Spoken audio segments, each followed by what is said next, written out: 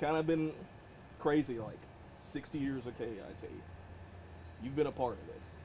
Just those numbers, I mean, staggering. What's the station meant to you? I mean, and obviously all the work you and I did so many years in the sports department too. Yeah, I think it's just personal for everybody that works there. It's like a kind of a family, even if you didn't work there at the same time. You meet people, you discuss, it's the same stories. It's just like it becomes a part of you. And I think it's done the same thing in the community. You just become part of that tradition and that family, and you understand when you walk in there that just something's different. What was the craziest FFN road trip? Hopefully it was not one that I sent you on. No, there'd be some times where you'd have 4 stops, which left you about 15 minutes a game, and there might be 30 or 45 minutes apart.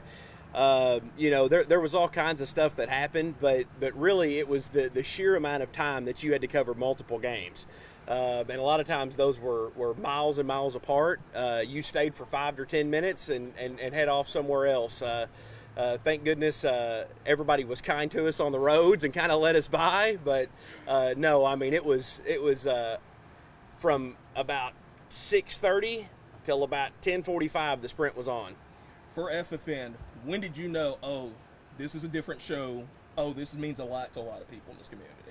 I actually started watching it when I was a little kid. I was probably 10 or 11 years old, and I knew right then that I wanted to be a part of it and just somehow navigated my way there.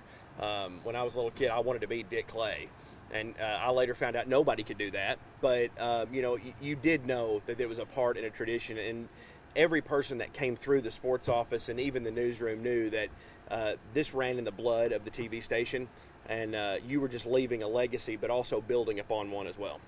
Was there maybe a favorite stadium, maybe somewhere you just enjoyed going to more than other places? Man, for me, it was always Piggott. One, you were almost always going to get fed.